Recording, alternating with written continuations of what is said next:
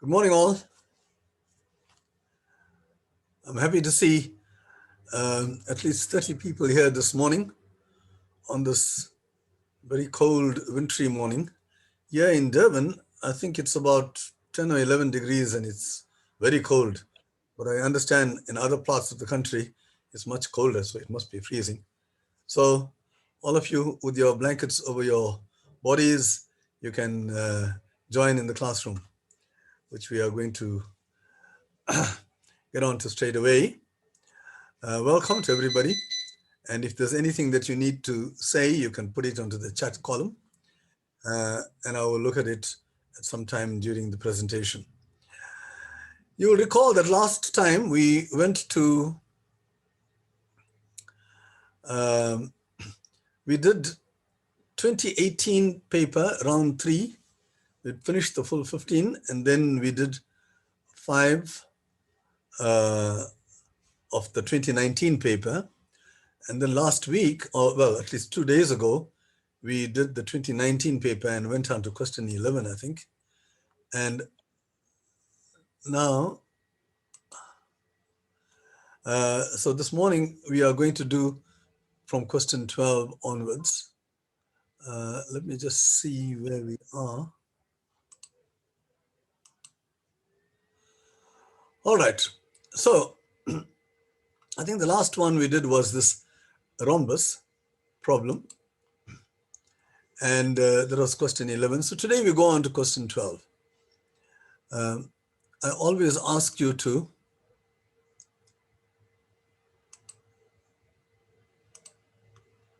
look at the questions beforehand and try them. And I do hope that you do that so that we can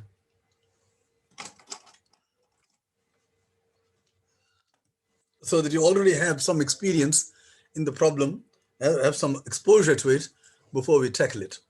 And once again, I will repeat the famous mantra of mine. You will never look at the answer even before you look at the question. So it's very important to do that. I just need to connect this.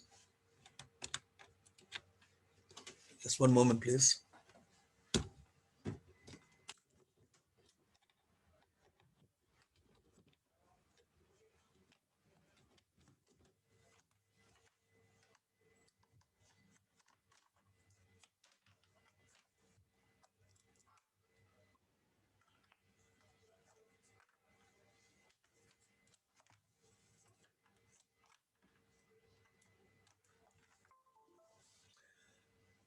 Okay, sorry about that. I forgot to connect the writing pad to the computer, and I've just done that now. Okay, this question here is a rather demanding question. In it, we speak about the floor function. Now you'll see the floor function is written there in the thing here. It's x with a bracket around it, as indicated. It's called the floor function. What it means is that you kind of round off to the integer below the number. All right, so you have a number, say 15,8, right? That's a number. And you put a thing like this, right? That means that you knock off the decimal and you're left with only the 15. In other words, the integer below the number that is in place. That's called the floor function. So in general, you have the floor function x is defined as the largest integer smaller than or equal to x. So you have, even if you have 15, like that, this is equal to 15. Okay? So that is the definition of the floor function. And this problem is about the floor function. The question, the first part of the question says, A, if x over 20 equals 5, show that x lies between 100 and 119. So let's go to my whiteboard.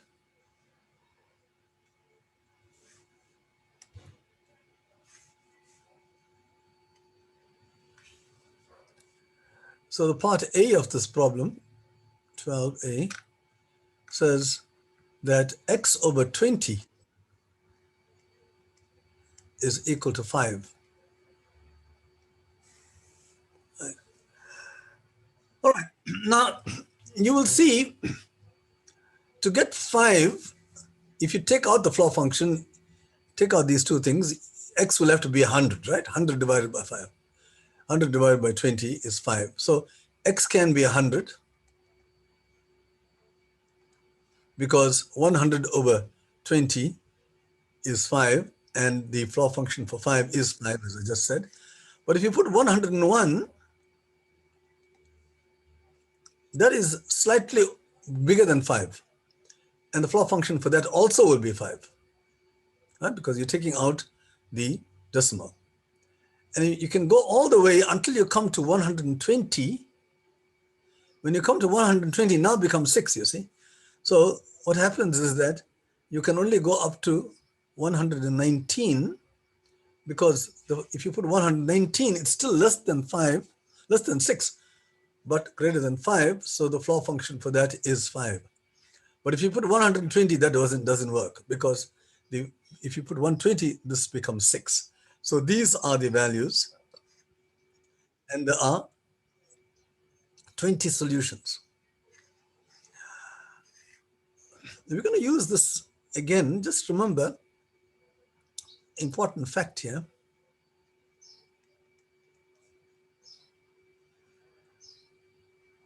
Number of integers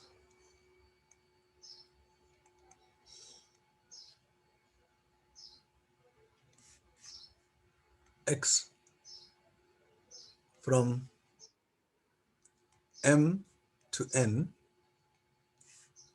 both included,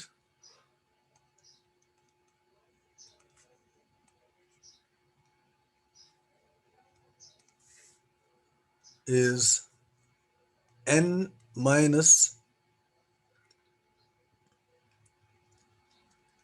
m plus 1.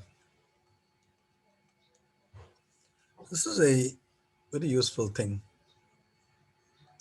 So the number of integers between 39 and 63, if you look at all these, how many integers are there here?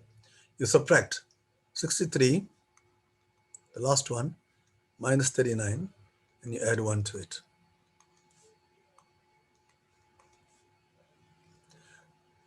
So there's a easy formula for that. So here it's 119 minus 100. So there are 20 values. This minus that is 19, add 1 to it. So there are 20 solutions to this. Now that is one of the ways of doing that. But the other way of doing this is that, now watch, this is the better way. If the floor function of x over 20 is 5, where is x over 20? It must be greater or equal to 5, and this is how you write it. 5 is smaller or equal to x. It could be equal to it, but it must be less than 6. The moment it hits 6, then the floor function is 6 or more, all right? So this is a much better way of doing it.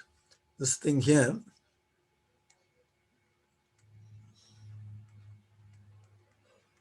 that fact implies this. And now you can see that you can solve for x here by multiplying right throughout by 20. You'll get 20 times 5 is 100, and that is less than or equal to x, less than 120. You're multiplying throughout by 20. It's a positive number. If you multiply an inequality by a positive number, you can do that. But if you multiply by a negative number, then the signs change. If you have, for instance, minus x over 3 is less than 5, then you have to say that x over 3, if you change the sign or make it, if you multiply by negative 3, that is greater than negative 15. See, you can multiply by negative 3 to get this, but the signs change. So when you multiply by a positive quantity, the signs don't change. So now if you look at what are the integers in between here, starting from 100, you'll get precisely this, 100, 101, and it's less than 120, so it only goes up to 119. So this allows you to give you all the solutions. You can write down all the solutions as we did there, and you say that there are 20 values. All right, so that takes care of part A. Now part B,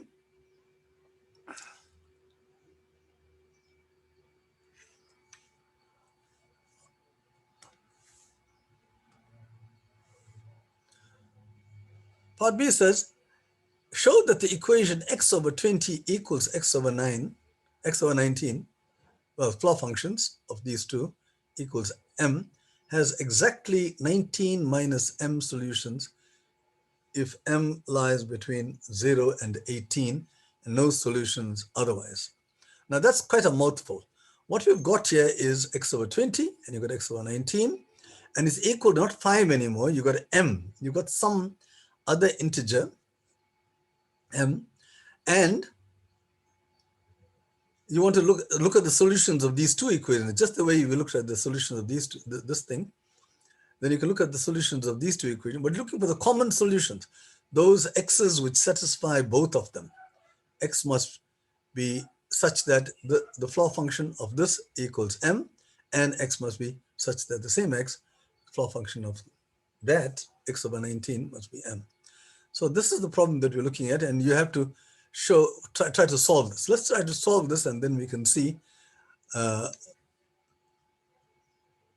what the solutions to the problem are. So let me go back to my whiteboard.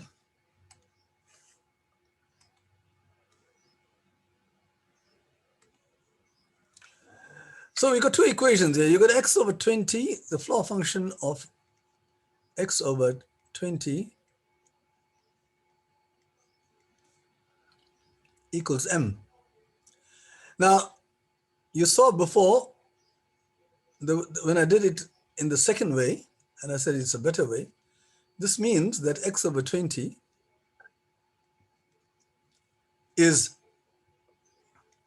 could be m, x over 20 could be m itself, right? But it's strictly less than this and m plus 1, the next integer. Just as we had 5 and 6, we repeat the same thing here, and you see that now you can take the floor thing out. The stuff inside it lies between m and m plus 1, and it could be the first one, but not the second. Now, what does this mean? If you multiply this by 20, you get 20m is less than or equal to x is less than m plus 1. Right? So, I'm sorry, it's 20 into m plus 1. 20m, sorry about this.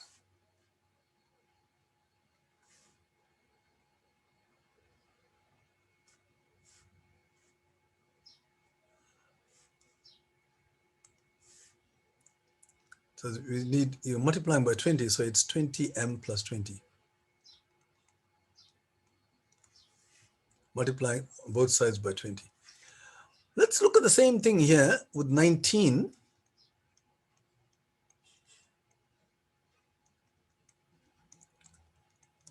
And this means that x over 19 now, it lies between m and m plus 1. It could be the first, but not the second. And if you multiply by 19 this time, you got 19m is less than or equal to x, less than 19m plus 19, multiplying on both sides. Now the question is now, which x's satisfy both of them? You see, you could write down all these things. There would be 20 solutions here, as we saw before. And here there will be 19 solutions here, right? Which is similar to the other one. Now, look, you're looking for x's which satisfy both. Now watch. 19m is certainly less than 20m, right?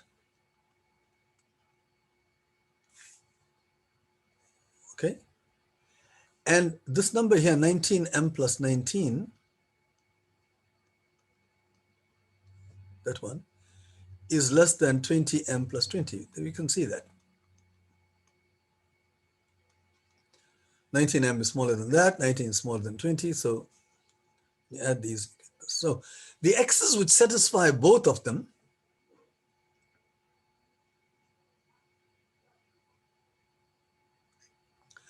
will have to be those which are in between here. See,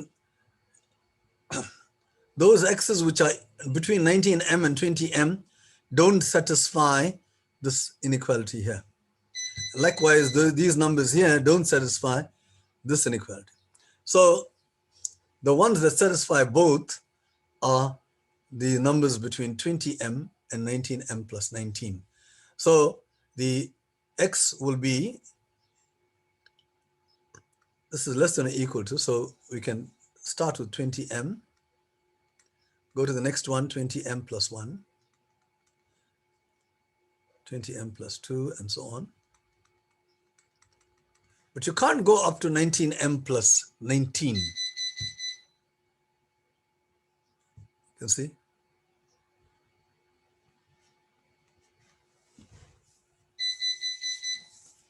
You're not allowed to include 19m plus 19, so it goes up to 19m plus 18.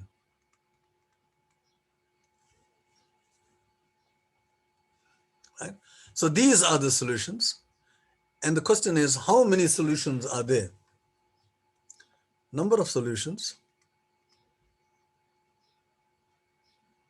Now you got a whole lot of consecutive integers here, starting from 20m and landing up at 19m plus 18.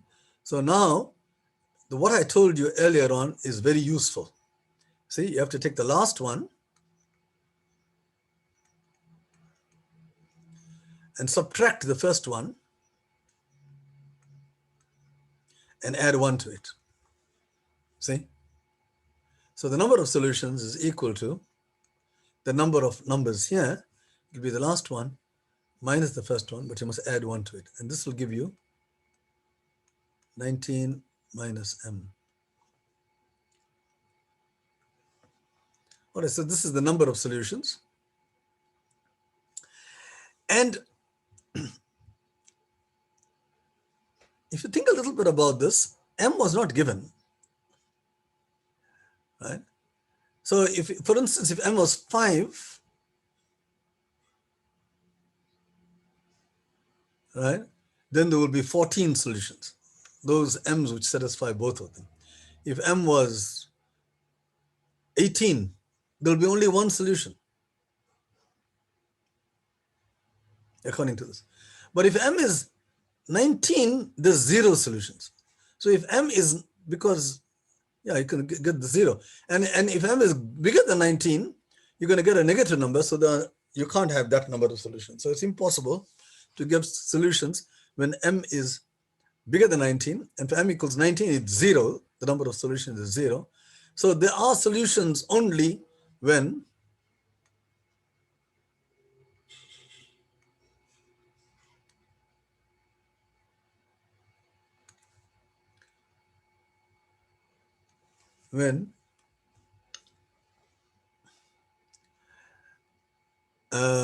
m must be less than or equal to 18,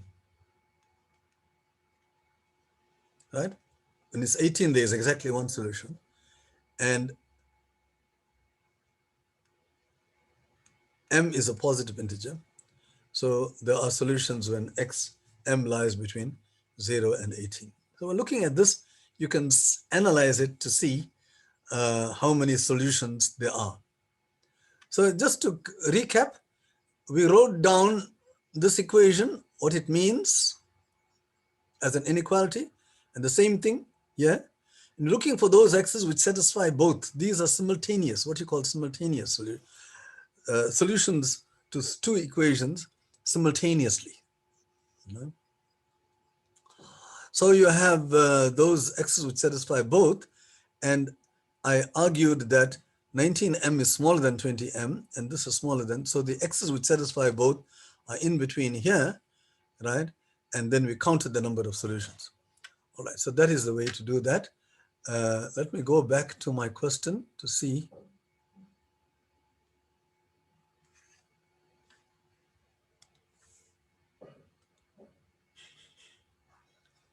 Oh, there it is. It's got exactly 19 minus m solutions if m lies between 0 and 18, and no solutions otherwise. So we have solved the part B of the problem. There's still a part C to this. It says if x is a non-negative integer, how many solutions does this equation have? Now they don't tell you what m is. They just tell you, if you got this equation, very interesting problem. If you got this equation, how many solutions are there to this equation? How many numbers can fit into this which make this number equal to this number? See?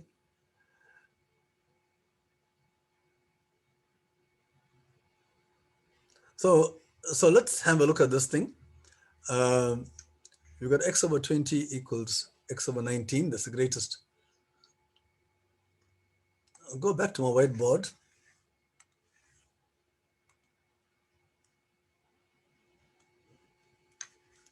Okay, so you got this equation, x over 20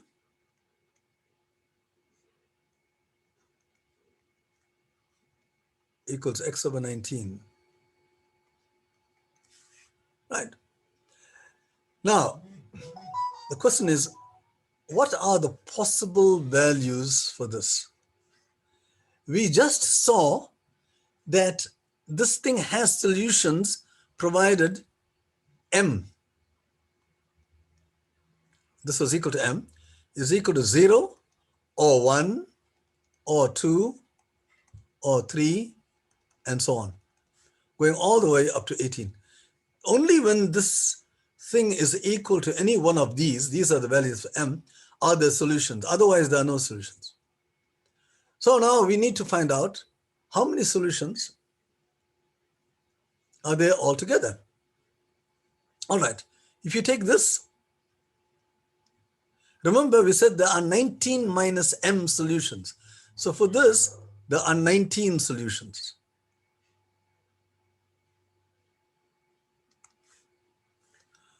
So when x over 20 equals x over 19 equals 0, there are 19 solutions. Now let's have a look. X equals 0 is a solution, 0 over 20 because 0 over 19.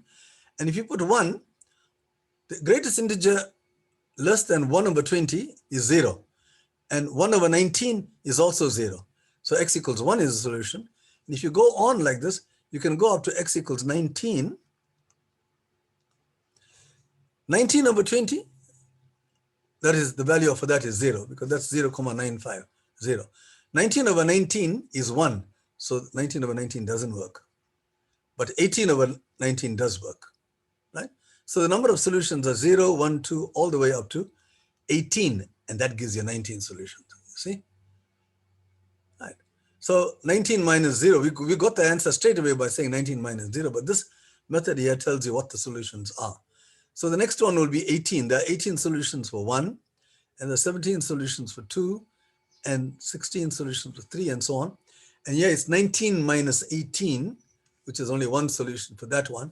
And the total number of solutions will be, for each of these values for m, you have to add them all, because for each of these, there are so many solutions, and those are the only ones which give you solutions. So you're going to add up all these numbers. And as I told you at the last meeting, this is 1 plus 2 plus 3 all the way up to 19. So this is 19 times 20 divided by 2, right? The sum of the first n numbers, and that gives you 190. So this equation has got 190 solutions, right? And it'll be interesting for you to find out what those 190 solutions are, right? That's an interesting exercise. I've already told you how to go around doing it, and you can do it. It'll be a very useful exercise. Okay, so that takes care of just this first problem, which took us 27 minutes to do. So let's get on to the next one.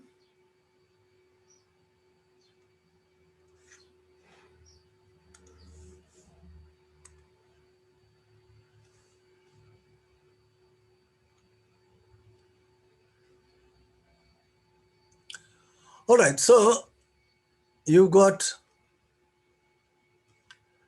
this next question is okay,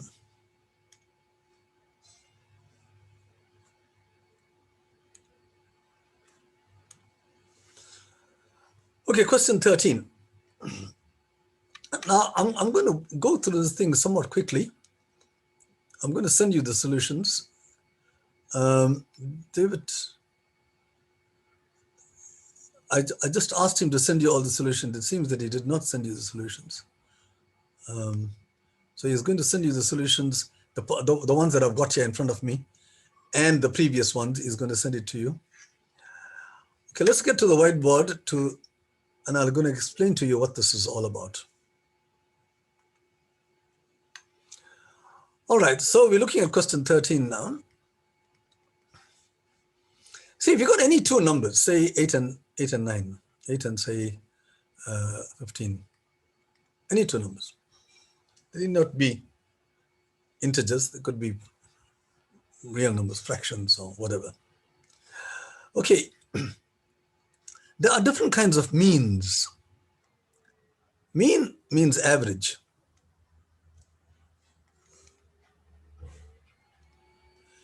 But the normal average we take is the arithmetic mean. There are other kinds of means. The arithmetic mean is the normal one, where you take the average of the two, right? That's the normal one. What that really means, if you put this on the number line,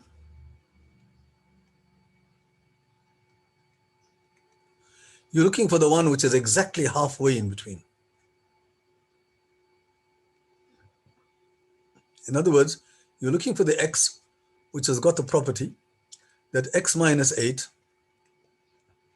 is equal to 15 minus x. This minus 8 equals 15 minus x. And when you solve this, you will get x equals 8 plus 15 over 2. All right, so it's this distance here is equal to the same distance there. That's called the arithmetic mean. Then there's another mean which is called the geometric mean.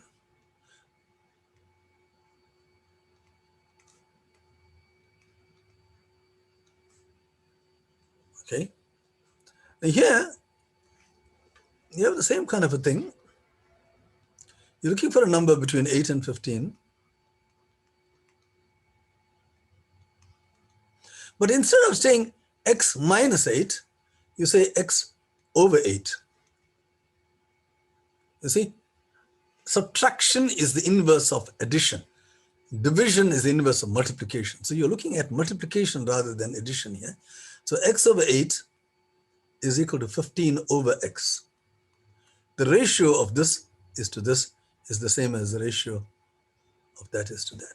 And there you've got x squared. X is equal to the square root of 8 times 15. You take the positive root. X squared is 8 times 15, so x is equal to that. So that's the geometric mean. And then there is a third mean, which is called the harmonic mean.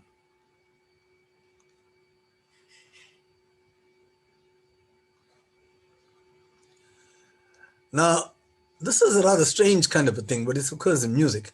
I think I might have mentioned it the last time. We won't go into this, but if you go into my lessons, it is 2 over 1 over 8 plus 1 over 15.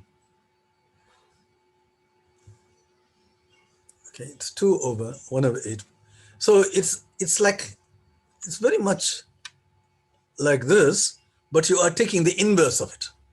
The inverse of this is 2 over 8 plus 15, but you take the inverse of 8 and the inverse of 15 as well. So you take the inverses of everything inside, right? And that becomes your harmonic mean. And this is equal to something. It's 120, 240 over 23. Oh, actually, it's the other way around. Okay, whatever it is. Yeah, I think it's that 240. So that's about whatever. But it's a number which is bigger than 11. So it's some number in between. Okay, now to get back to this thing here.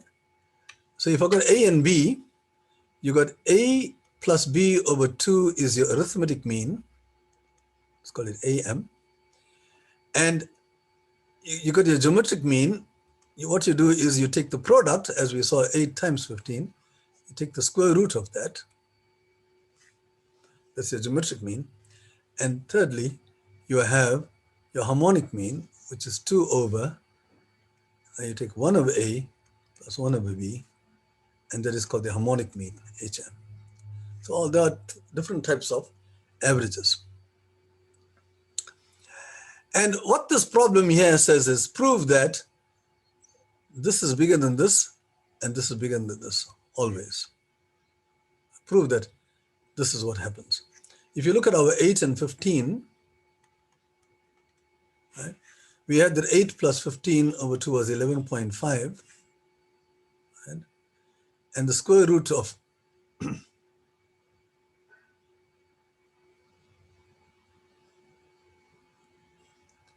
square root of 120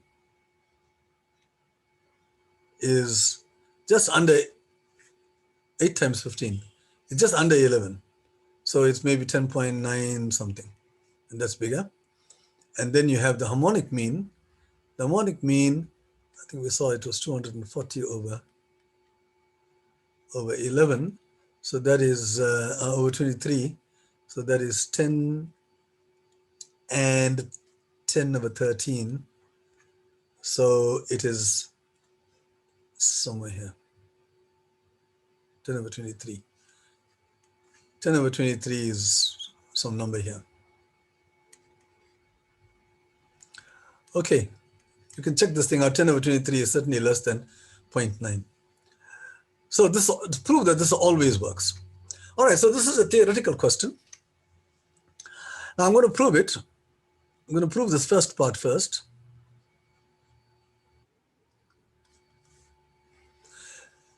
In all these cases, A and B are positive numbers. All right, A and B are positive numbers. Now let's try to prove this thing here. All right. Now to do that, the trick is the following.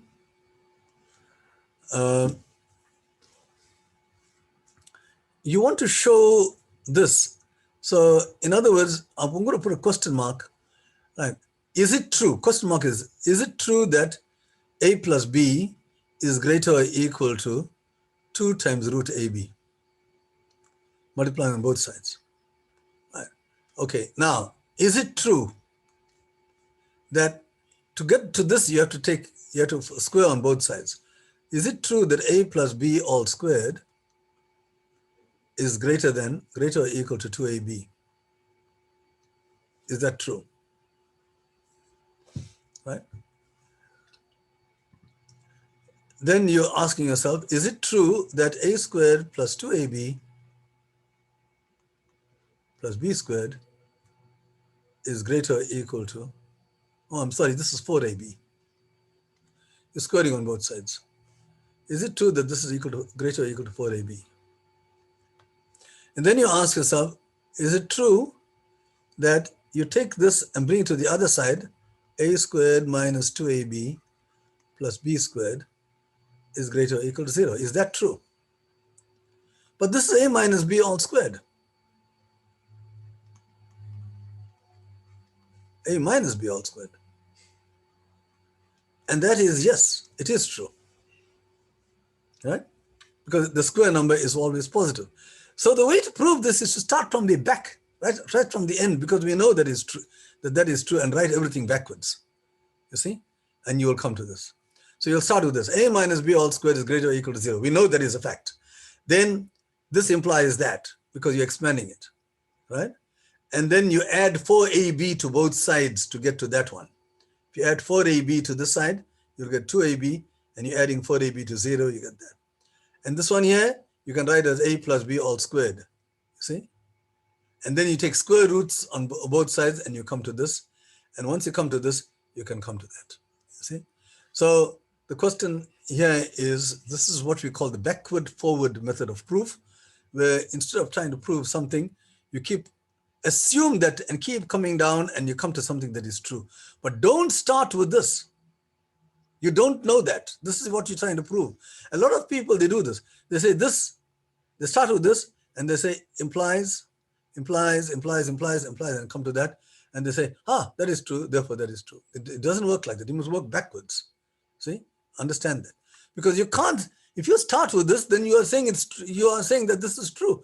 And you don't know it's true. You are trying to prove it is true. So it's nonsense to start with this. Because you don't know it's true. So why can you make that as if it's a true statement?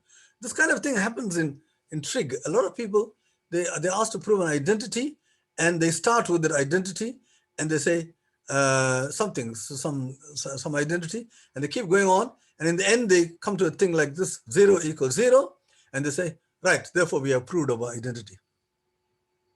And I say, you have proved to me that 0 equals 0. That's an amazing thing. I didn't know that. Right? Because they come to that as the last statement.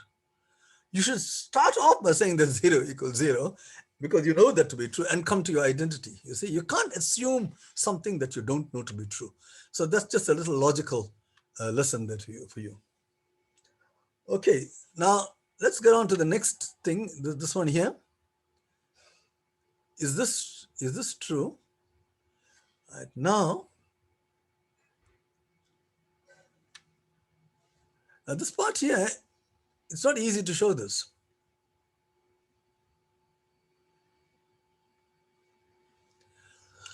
But we have just shown that the arithmetic mean is always greater or equal to the geometric mean. This is a very, very important fact, this one. In Olympiad problems, later on, in years to come, you will see that this is very important, that the average, a plus b over 2, the arithmetic mean, is greater or equal to this. It's called the AMGM inequality. AMGM inequality. Okay. So let's just assume this. We know that this is true. So let me take my two numbers to be 1 over a and 1 over b. This is true for any two numbers, right? That one. I'm going to take the arithmetic mean of these two, right? The arithmetic mean of 1 over a and 1 over b is, you add them and divide by 2, and that is equal to the greater or equal to the geometric mean of those two numbers. And the geometric mean of those two numbers is 1 over a, square root of 1 over a times 1 over b. And this is 1 over square root of ab. See?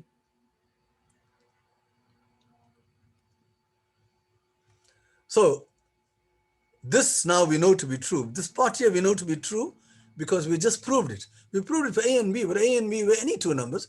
So in place of a and b, I'm going to write 1 over a and 1 over b, right? But those are also two numbers. And then we can come to this conclusion.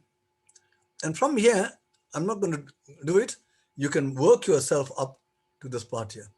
Oh, but actually straight away, all you have to do is to take the inverses, right? When you take the inverses, turn it upside down, then you get that. And when you turn this upside down, you get that. But when you turn things upside down, the inequality changes. So this, when you turn this upside down, this is the reciprocal of it. This thing changes. It becomes something else. Like for instance, you know the 4 is bigger than 2, right? You know that. But when you take the inverses, 1 over 4 and 1 over 2, they're not, 1 over 4 is not greater than 1 over 2, it's smaller. So you change the sign. Okay, so that proves this thing completely. I just want to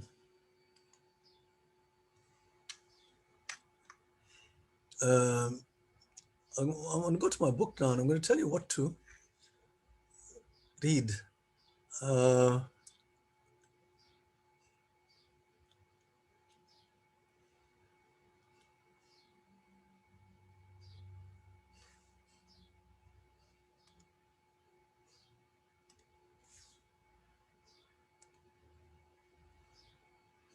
Okay, this was the one that we just did.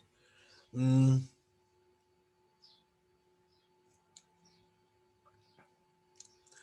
Okay, they asked you to find the arithmetic mean. I'll come back to that, what I was going to say. Find the arithmetic mean and so on of these numbers, and 2 and 3. All these I've just done now. Okay.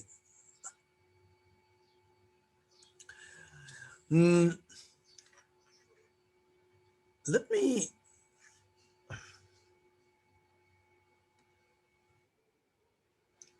okay. I want to go to my whiteboard before.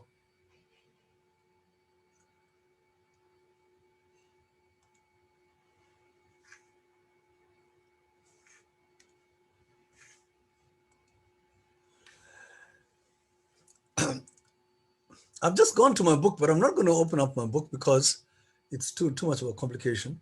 And I'm looking at my book on my second screen. I've got various lessons there. Lesson 1, I will tell you, is on prime numbers and factorization. So you should write this down. You must go over lesson 1.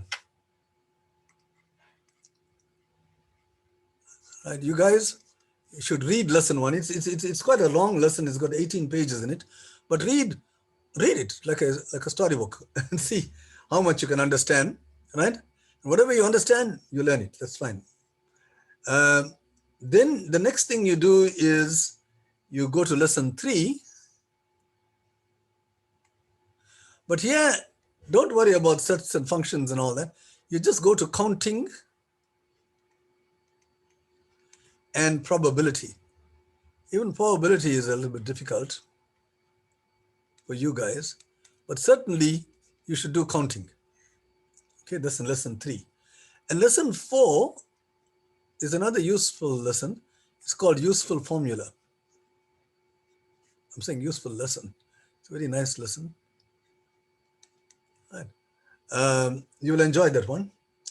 And then the last one I want you to look at in lesson is lesson 8. This is geometry, 9 and 10. But okay, so these are the lessons, 4 lessons which you should read, and there are 11 lessons altogether in the book, and we've also got appendices. The four, I don't know how many there are, but 6 or 7 of them, and those are other very interesting things. So, but for grade, when you get into grade 10 and grade 11 and grade 12, you can look at those other things. All right, so I hope you have copied this down, because now I'm going to go on to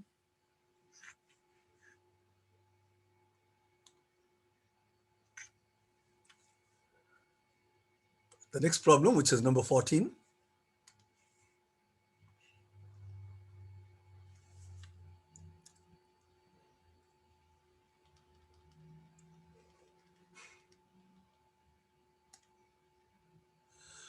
All right, this is a game. I'm not going to do this. I'm going to ask you to try this out yourself. I've got other things to do. And this one here is you have to, it's a question, it's a problem involving trial and error. And there's no way in which I can teach you this, but I will send you the solution. So in the meantime, you can try number 14. Okay. I promise that I will send you the solution. Right. Now let's get on to question 15. You can try number 14 as homework. And then when I send you the solution, you would be able to check to see what your solution is. It's not easy to find out. Right, question 15. ABCD is a regular pentagon, a pentagon. And now it's a 5-sided regular figure. And they tell you, yeah, okay. I'm going to explain this problem to you instead of reading this. And we'll solve the problem. Right, now, Regular figures you have come across. A regular triangle. Right. Now the question is now open to you guys. So up to this point, I did not ask you anything. What do you mean by a regular triangle? The floor is open.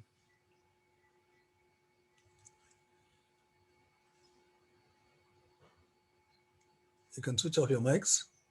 Switch on your mics and talk to me. It has 3 sides. It's got 3 sides, right, Victoria? And all the sides are regular. Regular means all the sides are equal, right? And all the angles are equal. That's what you mean by regular. A regular pentagon or regular any polygon is a polygon where all the sides and all the angles are equal. All right, so a regular triangle is a equilateral triangle, right? Now, what is a regular quadrilateral? Square. A square, right, Pranay? That's good. So you've got all the sides must be equal and all the angles are equal, right? If you say all the sides are equal only, that's a rhombus, that's not regular because all the angles are not equal. So in a rhombus is not a regular polygon. But now a regular pentagon is a 5-sided figure where all the angles are equal and all the sides are equal. Okay, let me just draw a decent picture.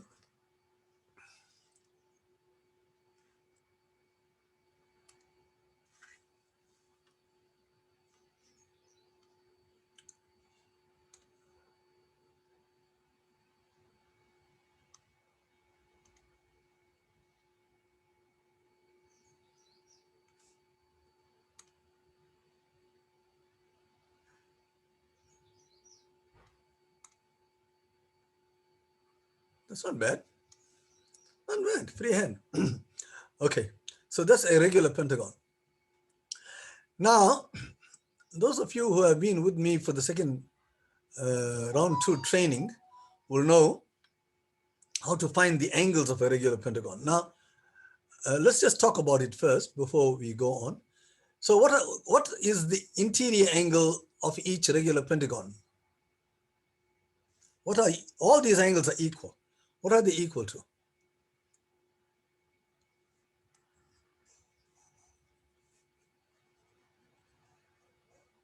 Nobody?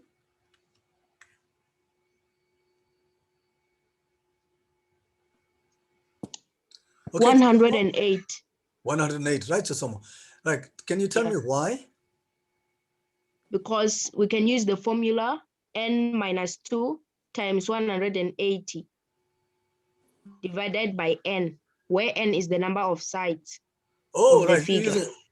Okay, now you see Chisomo has actually learned of a formula and he can give you the answer. It's nice to learn of formulas.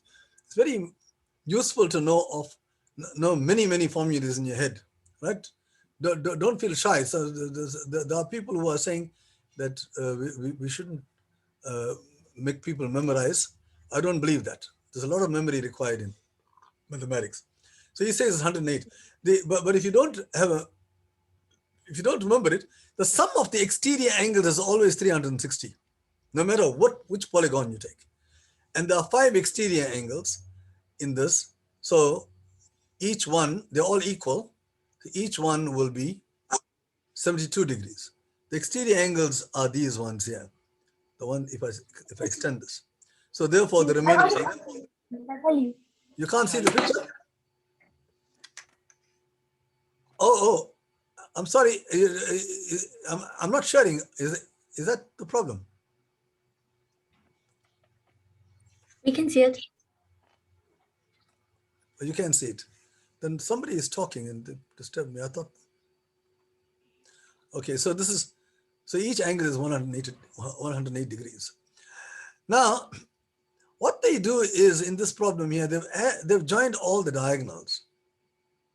This regular pentagon is a very interesting thing. I've got a whole section in my book dedicated to the regular pentagon because High school, you study regular triangles, regular quadrilaterals, but not regular pentagons. So it's a very interesting object to study. All right, so what they do is join all the diagonals. The only thing is I've got a very small um,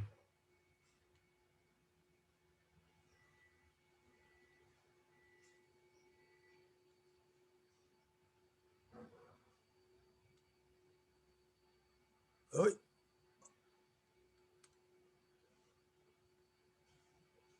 when you join all the diagonals, you get a very nice star. This very often we draw this. I don't know about you, but our teachers draw this and play around with this. How's that? There it is. So you can draw a regular pentagon by drawing a nice little star and joining all these, and there you have it. You have a regular pentagon. Okay, now let's do the geometry of this. All the sides are equal. Now, if you look at, sorry, the picture is rather small, but I'm not going to risk drawing a big picture. Oh, man, maybe I should.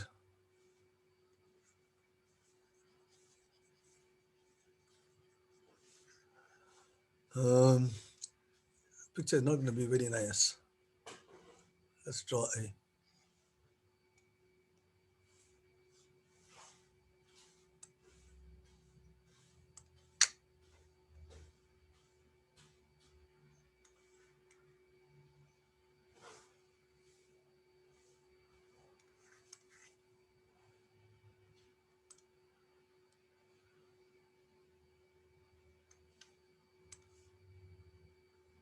Not too bad.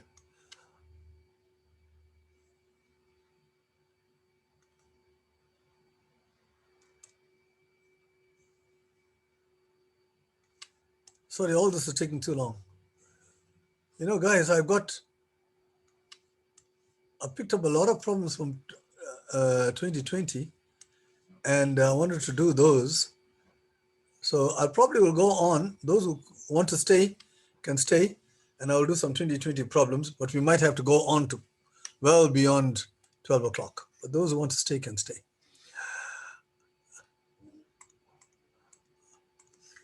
Okay, so now we have that all these are equal.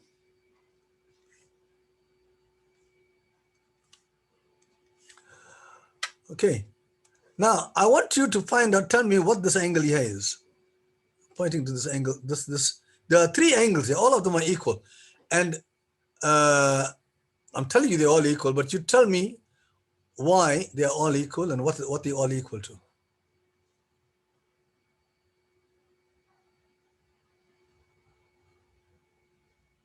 Anyone? Victoria?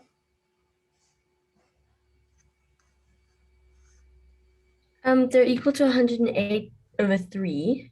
Yes. So all that will be 36, right? Yes. Right. But now why are they all equal? Okay. Anybody wants to say why? Sir, Yes, James? because the diagonals, they create an isosceles triangle. I'm sorry, I didn't get that, James. The diagonals create an isosceles triangle. All right, so you got an isosceles triangle here, as you can see. And what is this angle equal to? 108. Right, so what do these two angles add up to? 72. And both of them are equal, right? Agreed. So therefore they have to be 36. And likewise, this will be 36 because you can study this triangle. And they all add up to 108. So this is 72 here, so this is 36. Right, so that's where we are. So this is 36. Okay, what else can we say? Now this is 36 also, isn't it?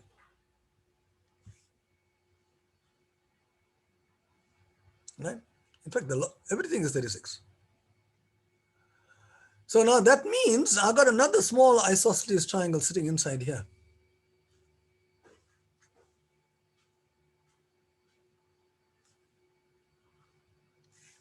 This also is an isosceles triangle.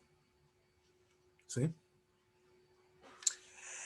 And the question in this problem is, they are saying that suppose this thing is B, suppose that length is B, this one here, the single stroke. And if the double stroke is A, I'm not sure whether it's the other way around, right? Then they ask you to show that the ratio of B over A, they give you something, 1 plus square root of 5 over 2. They ask you to prove, to calculate the ratio of B over A.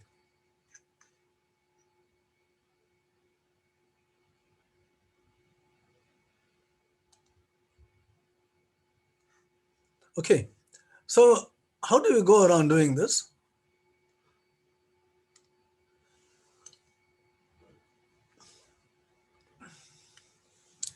Before we do this, I want to now just give you a little lesson on a section called similar triangles.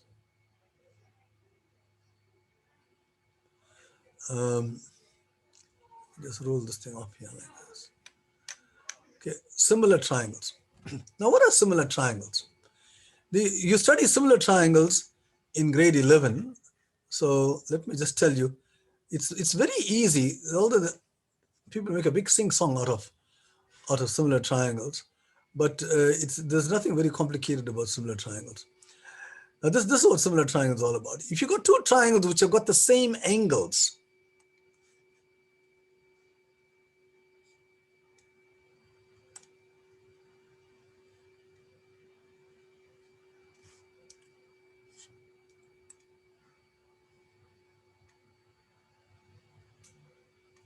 they got the same angles, right?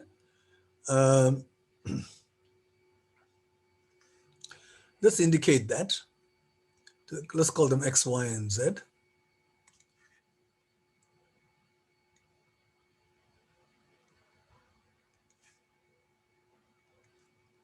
They need not be congruent, because 3 angles is not a condition for congruency.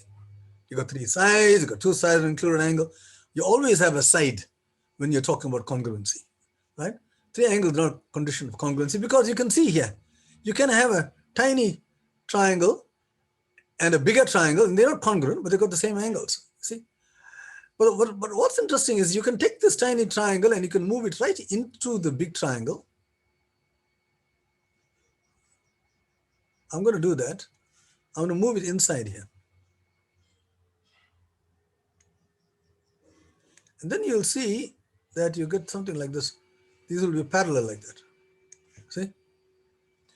And what actually happens is that you have that the large triangle is a blown up version of the small triangle. Now, what do you mean by that? What do you mean by that? If I say, for instance, now I'll give you an example. I'm sure you'll be able to answer this question without any fuss and bother. Suppose this was 2, and this was 3, and this was 4, right? And suppose this side here is 6. Can you tell me what this side is? It would be 9. It would be 9, right? And what is this side? 12. 12, right? Can you all see that? This is like a photograph of the large triangle, right? So it's a blown up version. So the sides, if you know one side, you can calculate the others, because they're in the same ratio. This is the important point.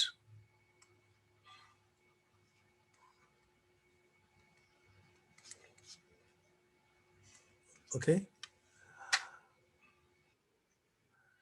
In other words, 6 over 2, the reason, you know, the 6 over 2 is 3, right? And what you did was you multiplied it by 3. Got 9 over 3 equals 12 over 4. In other words, this side over that side is the same as that side over that side is the same as that side over that side. If two triangles have got the same angle, then the ratios of the sides are exactly the same. A very, very important fact.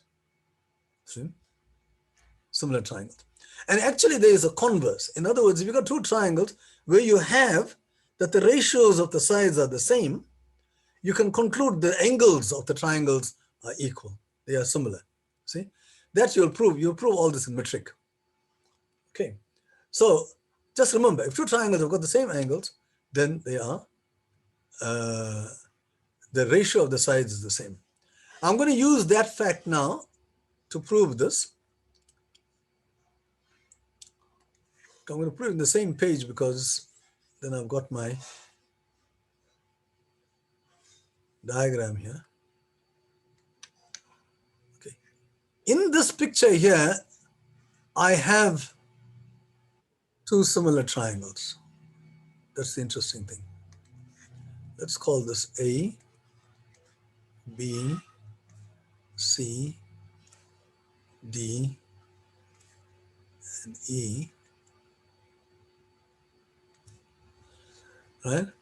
And this triangle here, we are saying that this is B and this is A. Let me just check first if this is the case.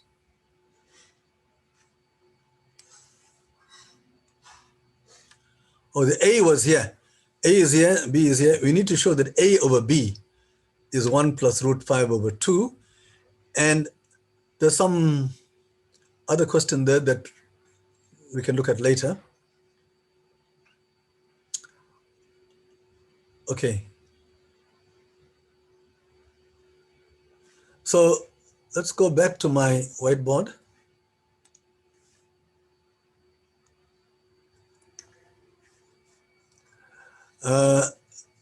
So this was, I had these things wrongly placed. Let's just put this as A.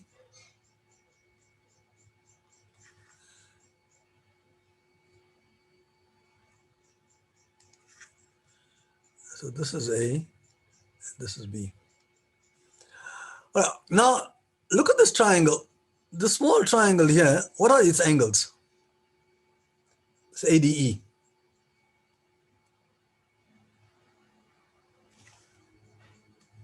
Come on, quickly. This triangle here.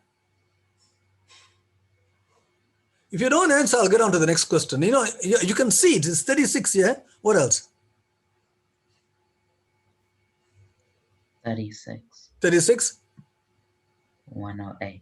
108. Yeah, please answer. Otherwise, I'll just get on to the next question. There's so many of you, and I'm not talking to myself here. So this is 36, 36, 108. Is there any other triangle in this picture here which has got 36, 36, 108? Triangle BCA. That's right. So BEA.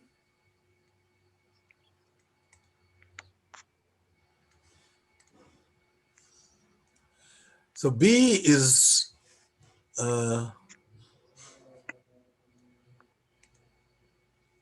I'm going to separate those triangles like this and name them now. Okay, let's take this big triangle here. This is A. The 108 is there, right? And this is B, and this is E, right? And then in the small triangle, what symbol comes here? D. D. That's correct. That's a lot. That's where the 108 is. And here you can put A, and you can put E. This is DAE. Now AE is A, and DE is B.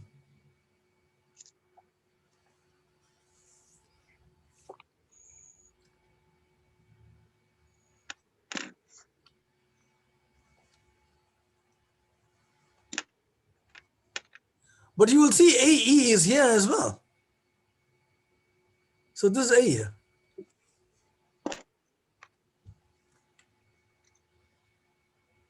Okay. Because this thing here is a common side for both these triangles.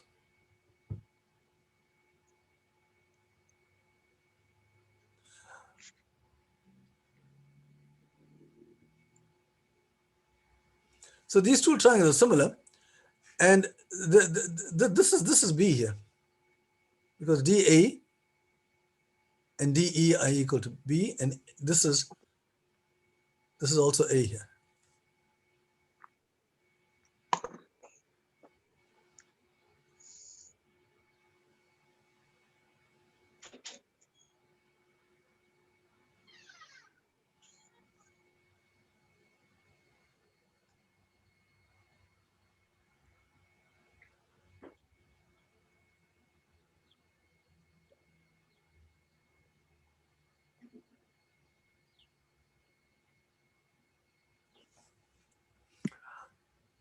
So this is,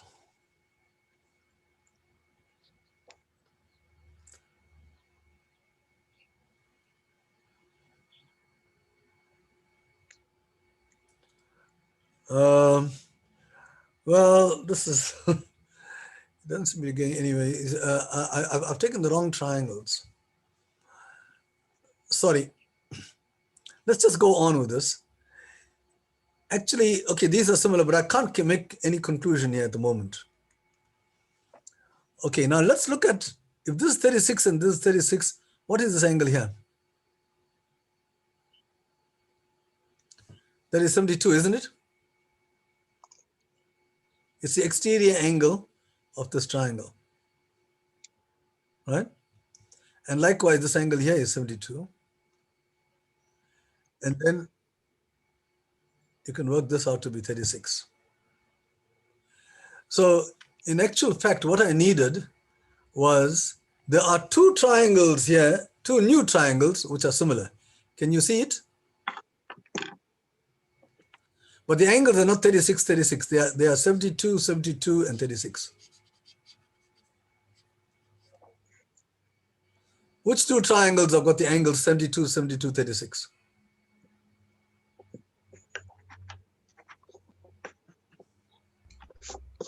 AC. ACE, okay. E has got 36 in it, and A and C, like that. And this part here was A, and that part there is A. Because you see, this is 72 here, and this is 72, so therefore, this, oh yeah, now you see. See, this is 72, and this angle here is 72. So do you agree that EA is equal to EC? It's an isosceles triangle, right? So EC is A, but this part here is B. So therefore CD will be A minus B. CD is A minus B. See? All right, and now you got these two triangles. You got ACE. This side here is B. This is B, and this is also B. Because this is an isosceles triangle, and that is an isosceles triangle. So in this situation here, you got all the sides. You got AAB like this, AAB, and in the small triangle, in ACD,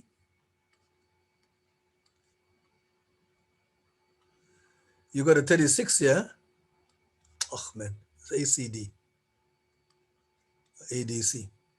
Got 36 here, 72 here, 72 here. And in this, you got B, and you got B, and here you got A minus B. See? And these triangles are similar. So therefore, the ratios of the sides, A minus B over B, this over this is equal to B over A.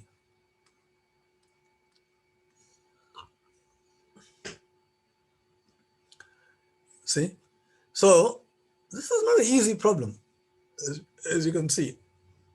So if you let X be equal to A over B, this is what we were trying to calculate.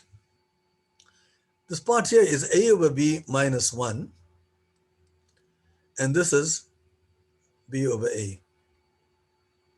So if this is x, you got x minus 1.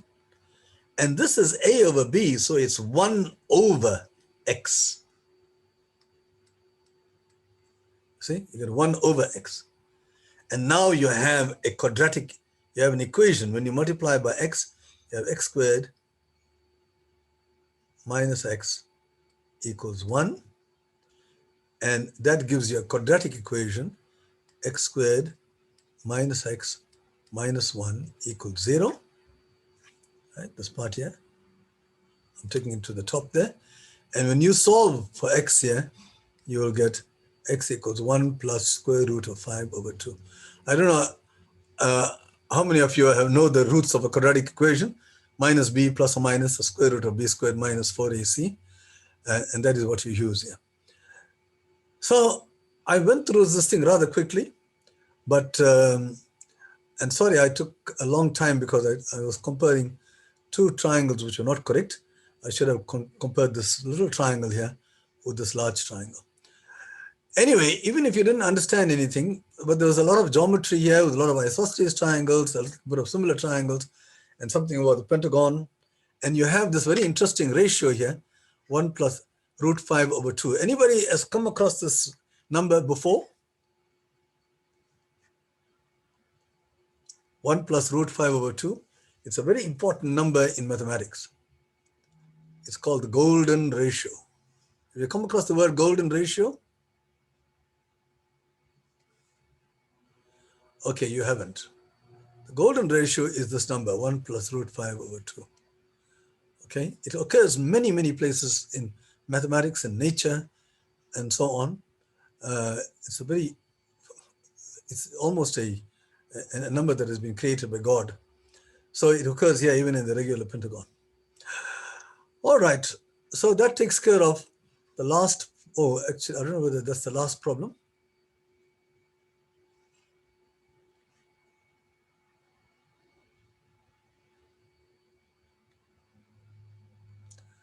Okay, so you all agree that the last problem was quite a stinger?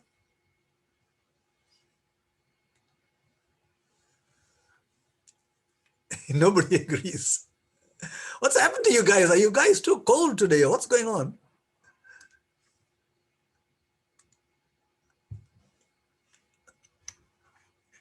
All right, let's just see if there's any other problem. I don't think there's anything else. Oh, there is. Oh, okay. This is a new problem of 2020. So this was the last problem of 2019, the regular Pentagon, and it was quite demanding. All right, let's do something which is a little bit easier now. I'm going to take to talk to you guys because you people are very quiet.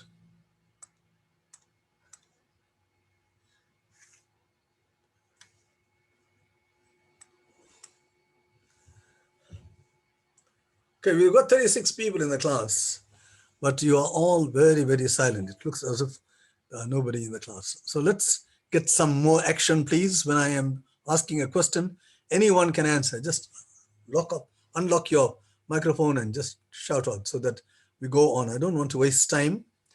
You see, as I said now, I've got quite a few problems of question 2020, and I'm going to discuss those. I'm starting off with a later problem of 2020, problem number 14. Right, it's a geometry problem, and I'm sure you'll be able to cooperate with me. I can't do the whole lot, but I'm going to choose some, select some, but I'm going to give you the solutions. I'll post the whole lot to you so that you can have a look at it during the course of the week and try the problems out and try to see whether you can answer it. And then if you, having done so, you can check to see whether your solutions are correct. All right, so I'm going to go straight now into problem number 14. Of 2020. Okay, this I'm going to do right on the screen here. ABCD is a square, and it is given that this is an equilateral triangle. So you are given that that equals that equals that, and this is a square, so all these sides are all equal like that, and this whole thing is a single stroke like that. Okay, they also tell you that EB equals EF, so these two angles these are equal, so you have an isosceles triangle there.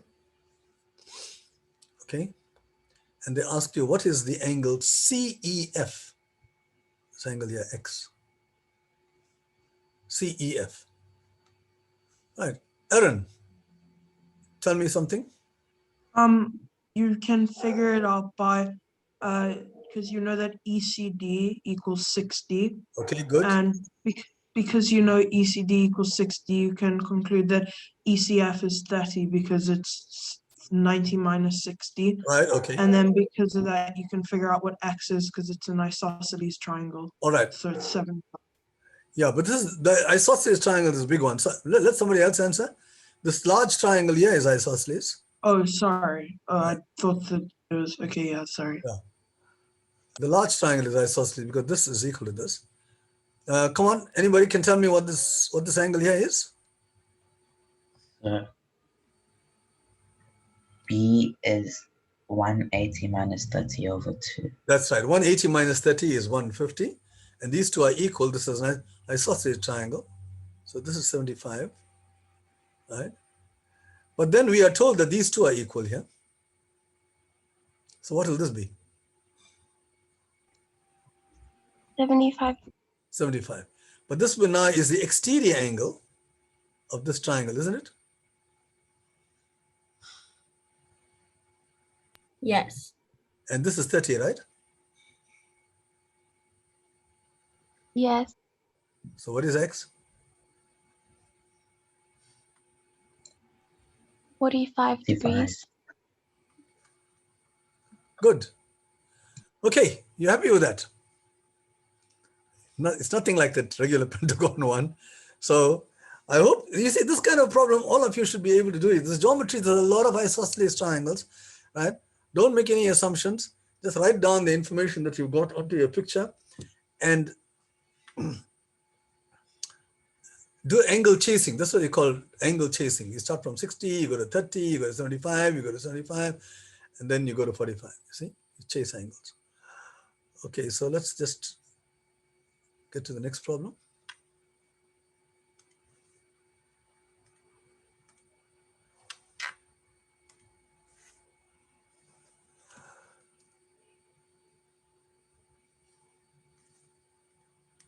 Now, this is an interesting problem.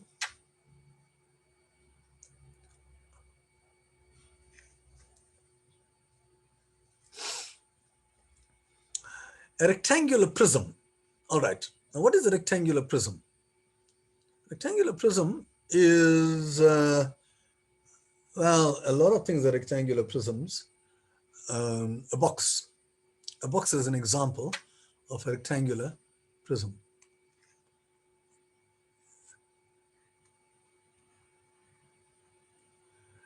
The base is a rectangle,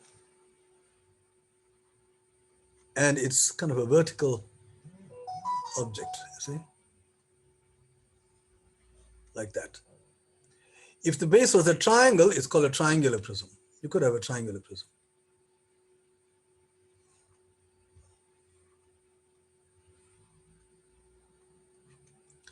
Right. You could have a circular prism. A circular prism is given another name.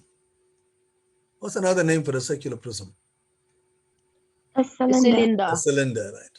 So a circular prism is also a cylinder. A cylinder is also a prism, a circular prism. And in every one of these is a common formula that the volume of this, I'm just digressing a bit, the volume of any prism is always area of base times height. So there's a very nice formula for all, one formula fits all. Right? A very beautiful result that the area of any prism is area of base times the height. Now, this one here has got nothing to do with volumes. What happens here is that you've got a rectangular prism, but it's lying on its side, as you can see. And then another little prism has been cut out from that one. See? Another little smaller rectangular prism has been cut out. All right. Now you have a prism with a hole in it, and you are told that this side here is 3 and this side is 2. You can see it. Oh, this side, I'm sorry, the vertical side is 2 and this is 3. And you are told that the original prism had surface area 96. In other words, if I added up all the sides of the original prism, I mean all the areas on each of the sides, I would get 96. But now here you can't see the original prism because part of it has been cut out. They ask you, what is the surface area of this new shape?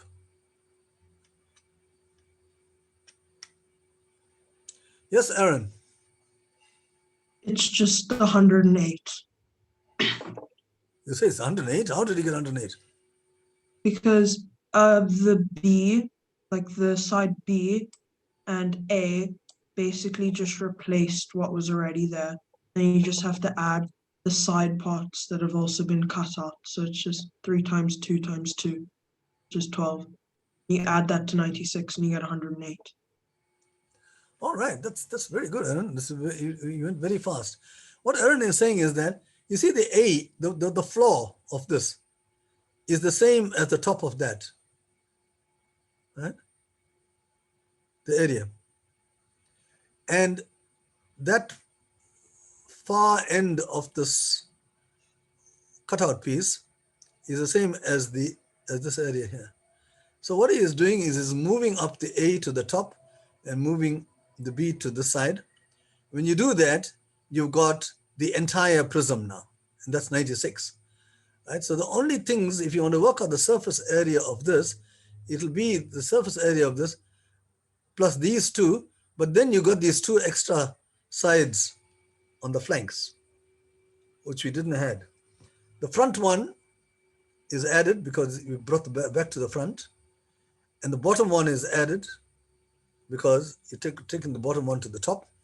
So the only 2 things that you have to add are the 6 here and the other 6 there to the original prism, and you get 96 plus 12 plus 96 plus 6 plus 6.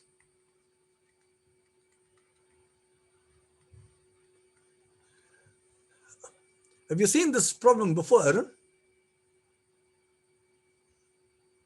I don't think so, but there's a lot of similar problems. Okay, but that's very good for you to get the answer so quickly. Okay, now I hope the rest of you understood that. To do this, you kind of look at the back part is the same as the front, and the bottom part is the same as the top. And you know that when you add up everything together with the front, together with the top there, you're going to get 96. And then, but that is still falls short of what you're looking for, because in this, what you're looking for is 2 more, there's 2 sides here, each of which is 6. So you have to add 96 to each of those. All right. Let me now get to the problem number 18 of last year's.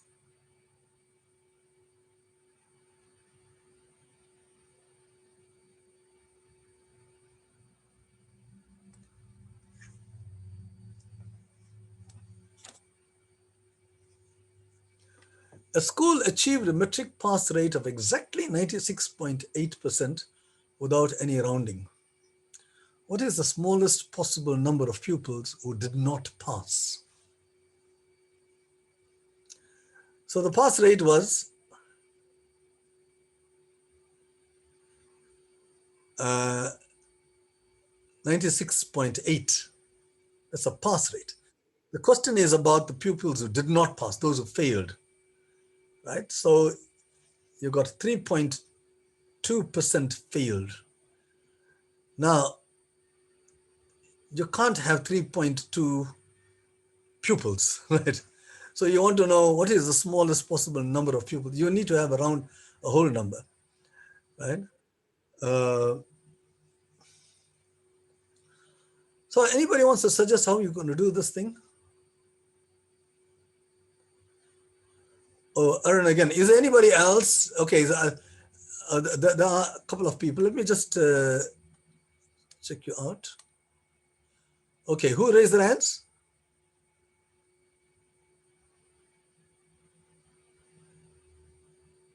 Nobody? Oh, I can't see you guys. Okay, I can see. All right, whoever has raised their hand, answer the question, please. You just have to figure out what's the lowest number that is whole. That you just have to multiply 3.2 by a number to make it a whole number. You just have to multiply it by 5. Get 16. You got 16. Yeah, that's the lowest. No, it's not the lowest. What? Yes, yes, Andreas, I'm listening to you. If you were to start, we can express the 96.8% as an fraction, and then the remaining percent as a fraction, which is 3.2%, which would be 32 over 1,000, which then rounds off to 4 over 125. So 96.8 as a fraction will be 968 over 1,000, right? Yeah, I'm wrong. Yeah, so Over you the simplify that. 1,000. So if you had 1,000 pupils, 968 would have passed and 32 would have failed, right? So 32 over 1,000, we put that, and then we round 32 over 1,000 off to the small. It's kind of like, So which we simplify this as far as you 30 possibly can. Is that what you're saying, Andreas? So you could have had is 125 the pupils. 131 is the least possible amount of pupils who passed. 4 is the least possible amount of pupils who failed. That's right. So you can have just 4 pupils.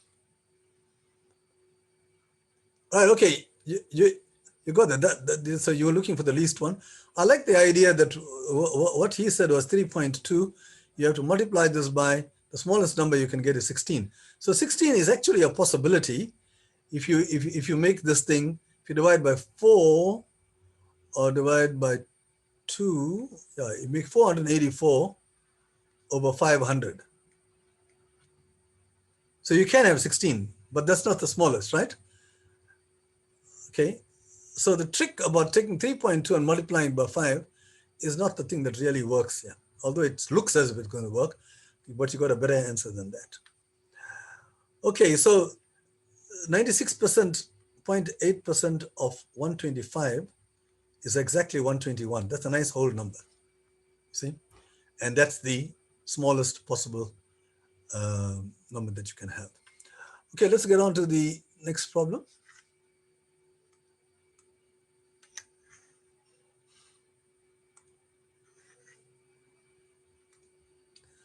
I'm going to skip that one. I've got more interesting problems to look at. Oh, let's try this one here. The ratio of boys to girls in a class is 2:1.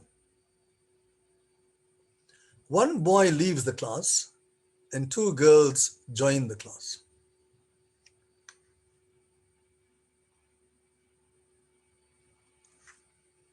Let's try this thing out. Suppose you got boys and girls, and the ratio of boys to girls is 2:1. So say you got 10 here. So how many will you have here? 20, right? Now one boy leaves the class.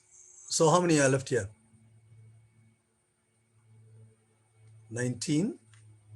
One boy leaves the class and 2 girls join the class. So this becomes 12. Now the new ratio is 3:2, but you got 19:12. Right, that's the new ratio. So we want to see what must you have here, right? So that eventually the new ratio is 3/2. Okay, so when you take an example like this, then you understand it. So the original ratio is 2:1. If you start with 10 here, there'll be 20 there. Reduce this by 1, increase this by 2, and see what happens. What's the ratio? Is it 3/2? It's not. So the answer is not 10. That's the only conclusion you can make. So is there any way of actually doing this thing? Anybody wants to suggest how to do this problem?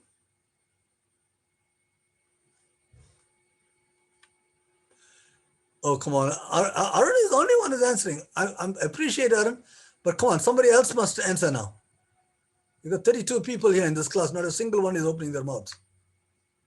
Maybe if you take the ratio of boys to girls and you write it down, and then I always draw an arrow to the new ratio, and then I increase the two ratios until something. Until you got a 3:2. All right. Exactly. Okay, thanks, Victoria. What Victoria did was by trial and error. So she kept working on this thing here until such time she came to 3:2. But Victoria, you'll appreciate that you could have had your answer at 468 or something, right? And then that'll take you a long time to get there. Agreed? Yes. So you need something which is better than that, right? Anybody else? Okay, this is a problem where you say, I don't know what this is. Let's call it X. Right, what will this be? 2x. 2x. Now you reduce this by 1. What did that become? 2x minus 2x minus 1. And this was increased by 2. What did that become? 2x minus 1. Yeah, 2x minus 1, right. And this was increased by? 2. So would it be x plus 2? X plus 2, right. So now what is the new ratio?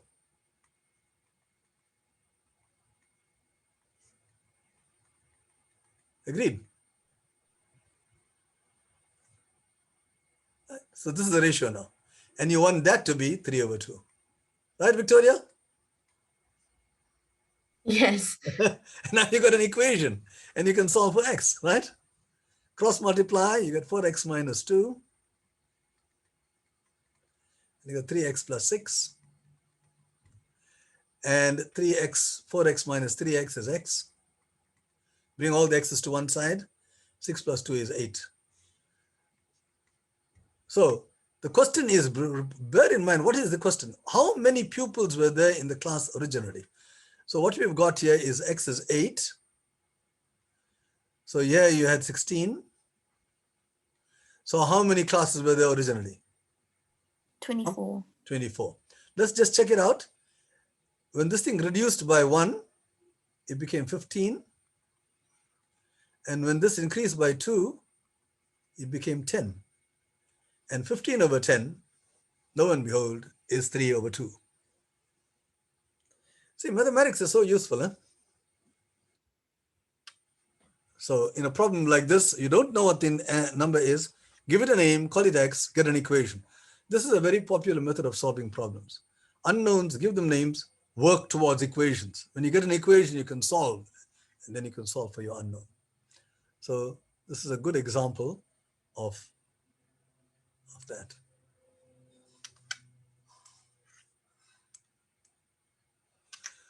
Okay, let's get on to the next problem. We're on problem 21.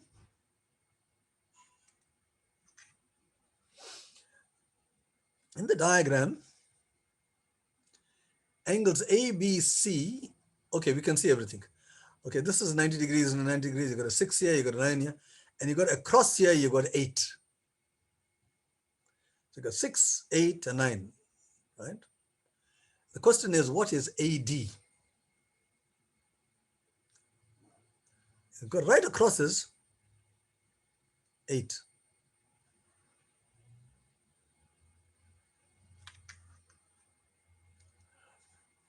Now, if you were a problem solver, you might want to do this. You say, well, let me see whether I can work out the sides of this triangle. If this is x, let's start here. This is x. What is that? 8 minus x, right? Because the whole thing is 8. And then you say, well, Pythagoras comes to the rescue, and you say, this part here you can calculate. Square root of 6 squared plus 8 minus x squared. You get some horrible thing there. And here you got square root of 81 plus x squared. But you still don't know what the length is. You got two things, you don't know what the sum is. They're both in x. How do we do this?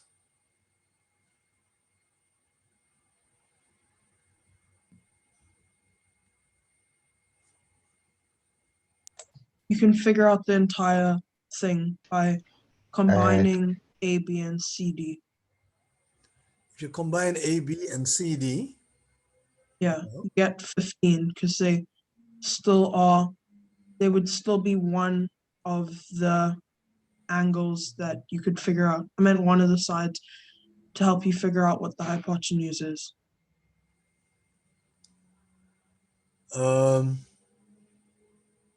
Because they go the same length as AD. And then BC could still has the other length for AD. So you could do 15 squared plus 8 squared. So you're looking at this. C squared. You're looking at BD. No, I'm looking at the fact that you can move, basically if you add AB and CD together, it gives you the entire length of the right angle triangle. All right, so which right angle triangle? Right angled triangles just got one right angle in it. And yeah, all right. And it lets you figure out what the Pythagoras there. Yeah. I think you got the idea, Aaron, but what you are saying is this thing here, you can make it the hypotenuse of a triangle. Let's start there. Yeah. Right, so let's draw that triangle. And to do that, you have to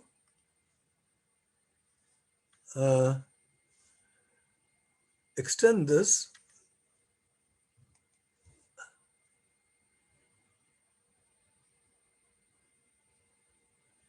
Make this the hypotenuse of a triangle.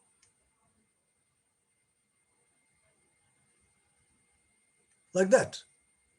Now AD is the hypotenuse of some triangle, and now you can use the effects, what you are saying, quite effectively, because now this is a right angle triangle, because you're making it a right angle triangle. So here you have a rectangle. So what will this be?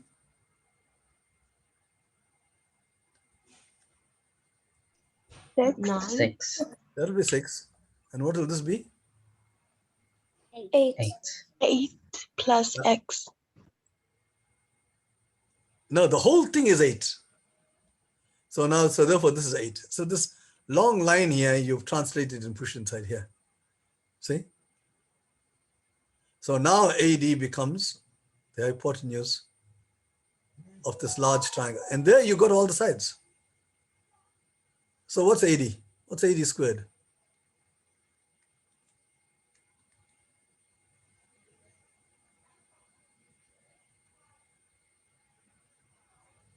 It's 289. Okay, Laura says it's 8 squared plus 15 squared. And that, if you work it out, 289. So what is AD? You should know some squares. Right? At least know some of these squares. It's useful. 289, 17 squared, 19 squared. What is 19 squared? Anybody knows? 361. Give me a number below 100. Any number. Quick. 74. 74, 5,476. You see, I know my squares. 37. 1,369.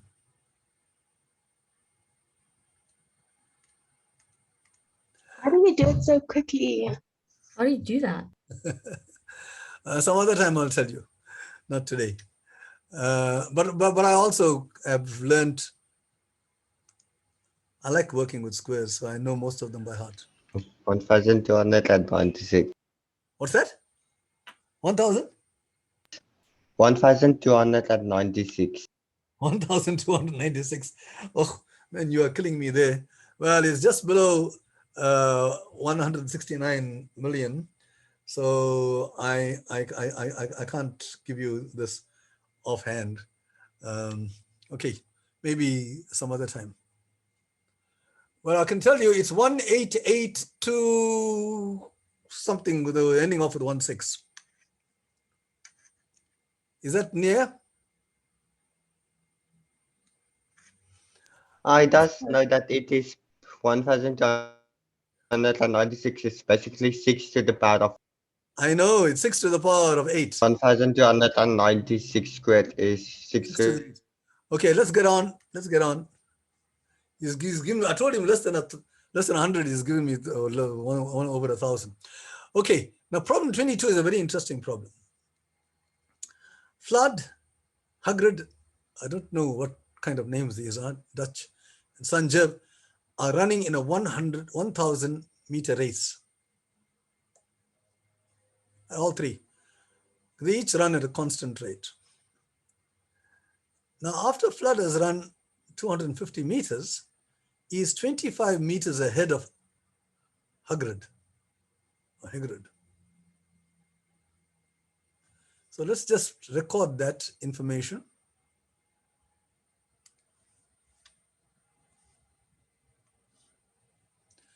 So when this guy has run 1,000 or 250, that's V. Hagrid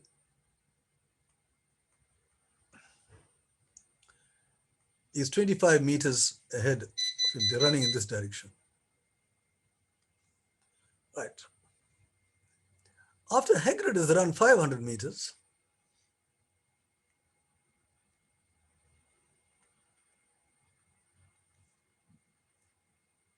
he is 20 meters ahead of Sanjeev. I'm sorry. He's run 500 meters and he's 20 meters ahead of Sanjeev.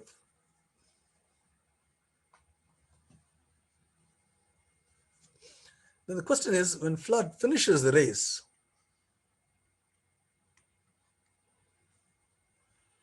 when he finishes the race, how many meters has he run?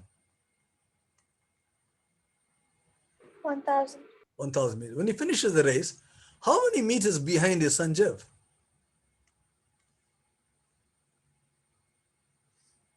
100. Oh, wait. Sorry. Hagrid would be 100. Hagrid would be 100 meters behind. Calculate how far Sanjeev would be behind. Okay, so Aaron says that 250, 1,000, right? So this guy would be 100 meters behind.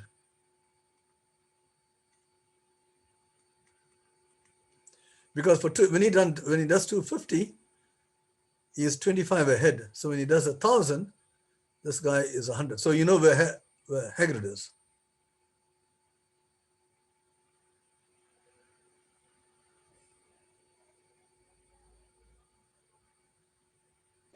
And then you need to calculate how fast Sanjeev is behind Hagrid, which is 20 times 2, which is 40, and then you add them, so 140. So it's 20 times 2. All right, that's a good idea. There's something wrong with that. Anybody can tell me? He's only ran 900 meters, not 1,000. So you have to divide it by Yes. 5 and times it by 9. Right, Almaz? Who said 40? Yes, sir. Was it Almaz? Yeah, he hasn't run 1,000, Almaz. He's run 900, right? Because he's 100 behind. So you have to work out when he does 900, how far is he gone? So that will be 900 over 500 times 20, right? Which is 36. Which is 36. So he is 36 here. So therefore, Flood is 136 meters ahead of Sanjeev. Okay? It's a good problem on proportion, ratio and proportion. See, you see, ratio and proportion occurs very often. A very powerful tool for mathematics. So,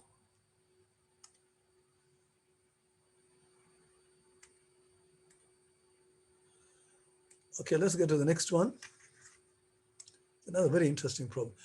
They gave some very interesting problems. Look at this. You've got a table, a cat, and a dog. When the cat is sitting on the floor and the dog on the table, their heads are 180. Aaron, you raise your hand. What is it you have to say? I'll just wait because I know the answer. All right, please wait for me to. You can come a little bit later. I want other people to participate. Aaron is one of the persons who tried all these problems, and you know he is au fait with the questions and so on. So I've tried these problems. now look, the cat. The distance between their heads is 180 here, but here the distance when they interchange position, the distance is 140. Isn't that curious? Shouldn't it be the same? The distance between the heads should be the same, whether they interchange or not. No, because they're on the table. Okay, they're on the table. So what I would do is I would use algebra to work out. So if you look at the first one, it's the table's height plus the dog's height minus the cat's height. Yes. And I would label them A, B, C or something like that. And then that would be equal to 180. And then you could just add the other one, which is the table's height plus the cat's height minus the dog's height. And if you put that all together and then add 180 and 140, you can use an equation to work out what the height of each one. Okay, very good. That's exactly what I did. And Aaron, did you do the same thing? There's a way that you can figure out the difference in the cat and dog's height, and it's by well, you can figure out because the difference is 40 centimeters, you can say that the difference between the cat and the dog's height is 20 centimeters, and then from there you can figure out how tall each one is and how tall the table is. So the dog is evidently taller because the same situation goes to that. So you're saying that you're going to get the difference between the cat and the dog's height is 40, and you can figure it out from that. All right. Okay, so Victoria's height, I don't know how tall Victoria is, but Victoria's solution says that you got the table plus the dog's height minus the cat's height is 180, right, from here to here. And here it is the dog's height plus the cat's height. No, the table's height plus the cat's height minus the dog's height is 140. Now that's exactly what I did. I'll show you. See, table's height minus the cat's height plus dog's height. Now if you look at this, from these two you can calculate what t is. You got two equations with three unknowns, but what happens is that you can actually add them, because minus c plus c will cancel, plus d minus d will cancel, and you get 2t equals 320, and you got, this is 160. So the table is 160. So the dog's height minus the cat's height is not 40, it's 20. Arun, did you figure that out? Why is it 20 and not 40? Because you have to factor in the fact that the dog is, well, the dog and the cat's height is changing. So dog's height means that it gets taller, and the cat's height means that it starts lower, which means that the total is 180. And it's difficult for me to explain, but basically, Because intuitively, you would think that the dog's height minus the cat's height is 40, but it's actually 20 when you Yeah. calculate it. See, because this is 160, you see. T is 160, so therefore D minus C is 20. The dog's height minus cat's height is 20. But it will be interesting to see why it's 20 and not 40. Okay, you guys can think about that. Okay, so we're looking at the second last problem. I'm happy that we've finished most of it. I didn't think that we will.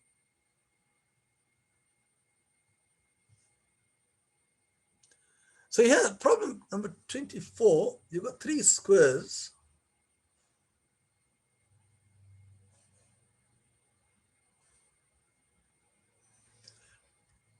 And they fit in a triangle like this. And the problem is to find the full length of this.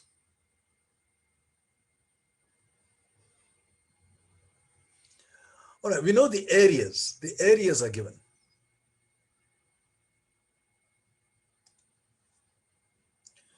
So if the area of the square is 4, Andreas? Andreas? I would say I remember these questions from the 3 years ago. Yeah. All right. Okay, Andreas. That's an aside. Let's just get on to the problem at hand.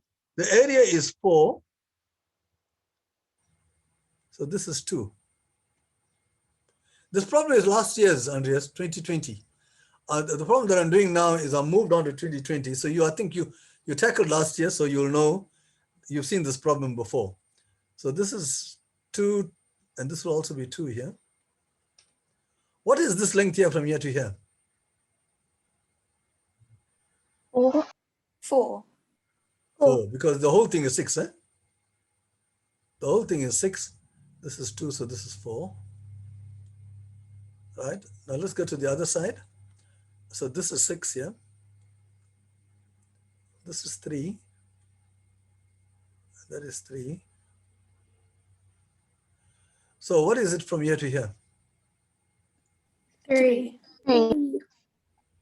3. And what? And from here to here?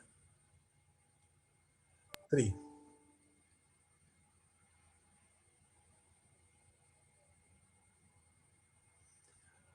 Okay, but we don't know this.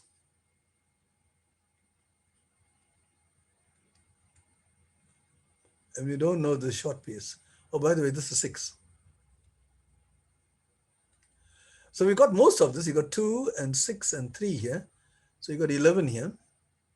But you still got 2 unknown things. you can figure out the one on the right. Oh wait, no, the one by the 9, because the triangle's line is a constant gradient, and because it's 3 by 3, you can tell the first part in the corner. I mean, yeah, on top of the 9, and you know that that side is also 3, so you can say that that bottom side is 3 because it's got the same gradient triangle going through it. Excellent.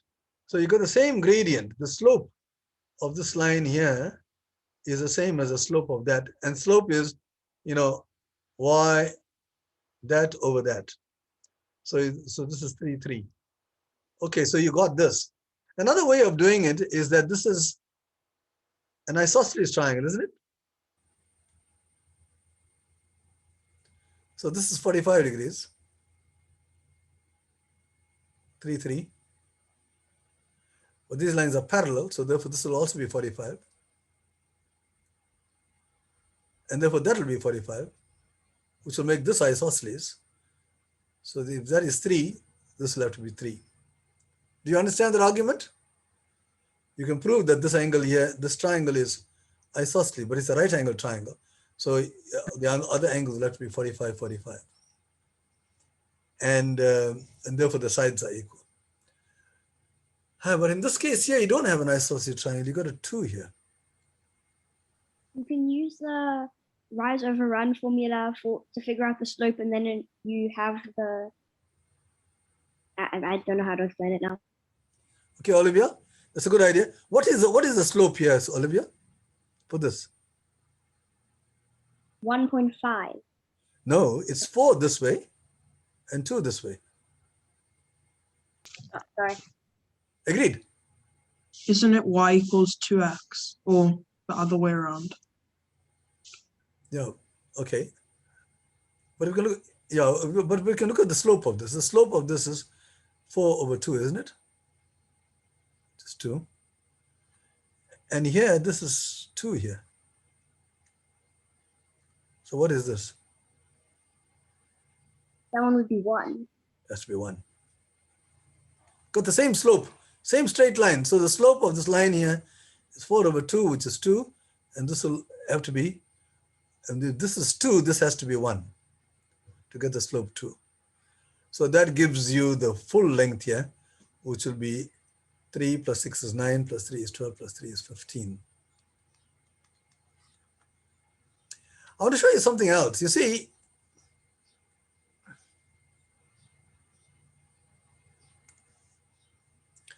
if you look at this picture here, this thing that we looked at just now,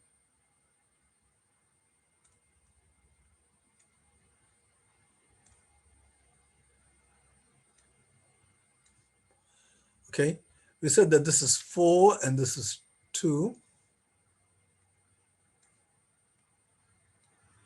And that is 2. I want to point out that these two triangles are similar, because by corresponding angles, those angles are the same, right? Parallel lines. And this line is parallel to this. So therefore, if this is cross, that is cross, right?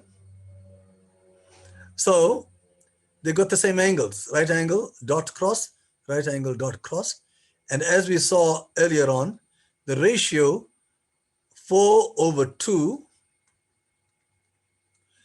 that's the ratio of these sides, will be equal to 2 over your unknown, y.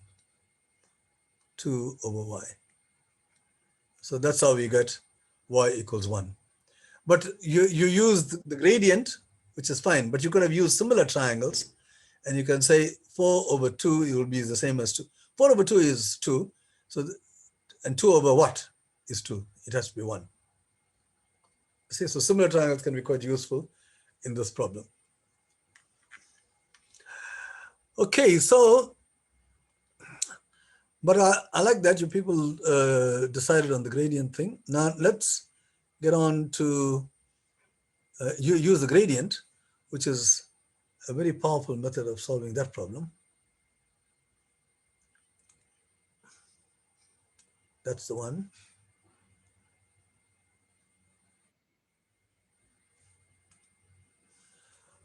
Okay.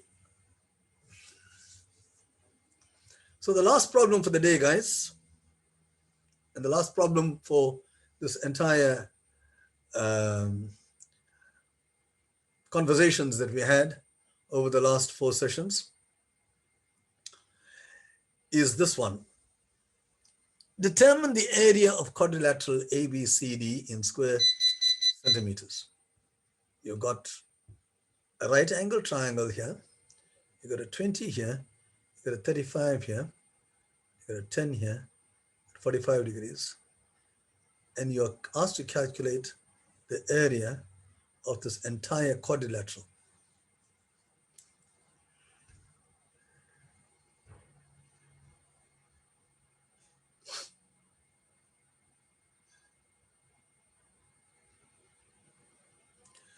Now this is quite a...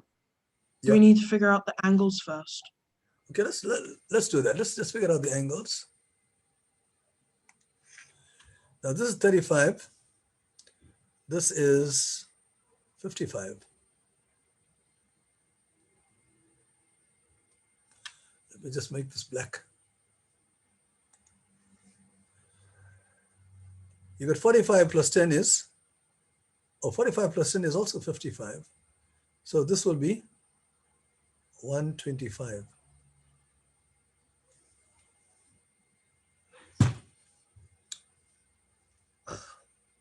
So this angle from here to here is 55.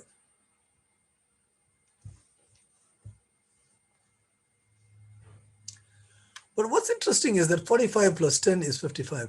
You see, you could, for a right angle triangle, you can find the area. But we don't know, we only know one side in this, but we've got one angle. Now, how can you use that angle to find the area? Now, that is an advanced thing. You do that in grade 11, grade 12. There is a way of calculating in a right angle triangle. If you got 35 degrees, you can actually calculate the side here. And you use trigonometry, which you are not familiar with. So you can actually calculate the side using trigonometry, then you can calculate the area. Right? But then even if you do that, you can calculate the side here using Pythagoras after that. Right? And then you have to calculate the area. It becomes very complicated. You got 10 and you got 45 and so on. And this is not the kind of problem that they would ask in the junior paper. So there was some other solution.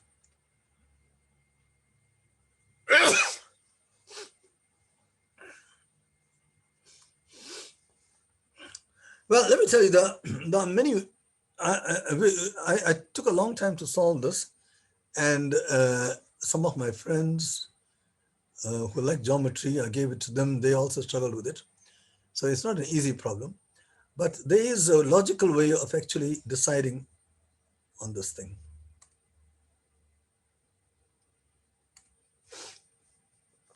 And that is because 10 plus 45 is 55, which is the same as this. But then we saw that this angle here is 125.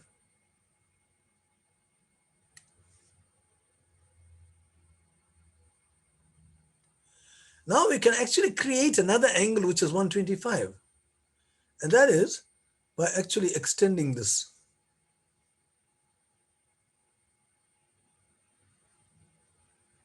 If you extend that line, then the exterior angle of that is 125.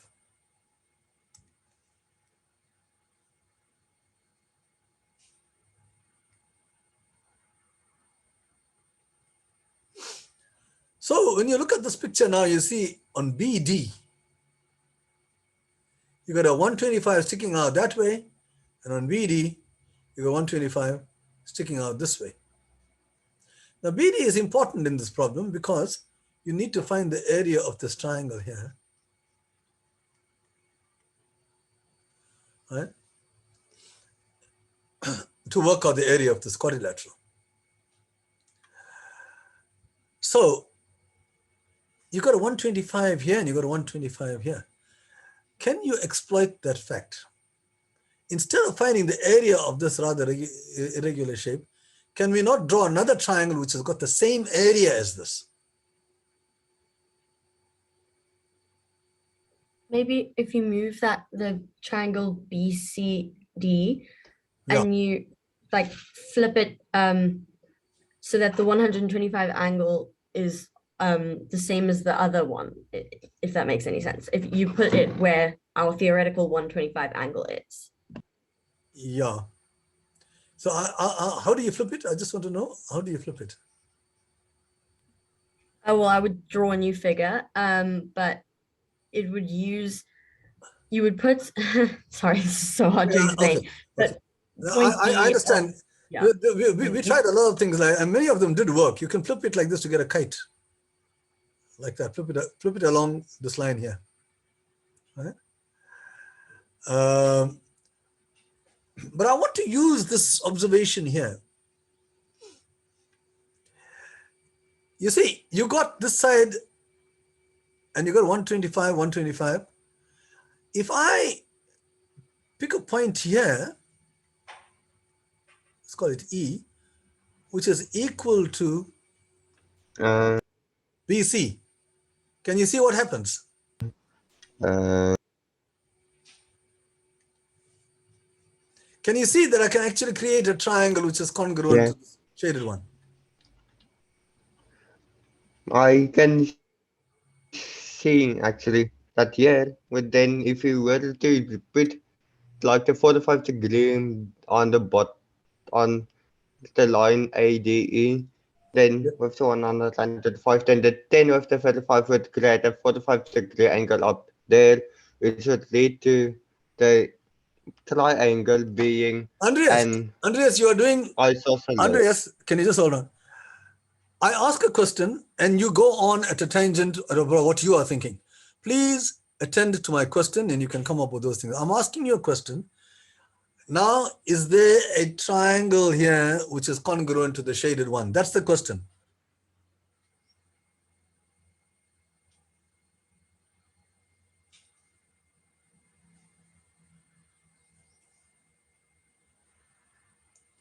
Suppose I join this.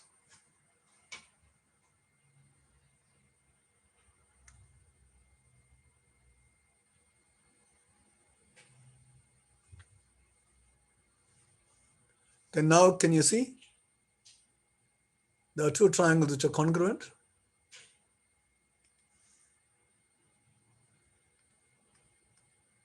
That's what I was trying to do. That's what I meant.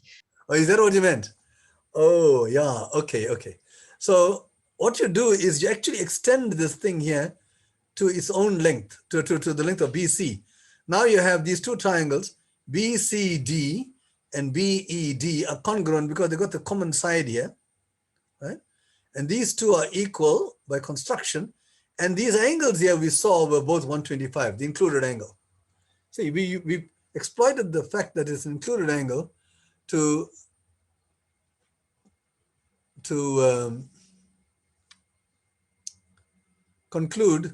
construct this triangle. So now you have that the shaded triangle is actually equal to the area of this triangle. These triangles are congruent. Sorry.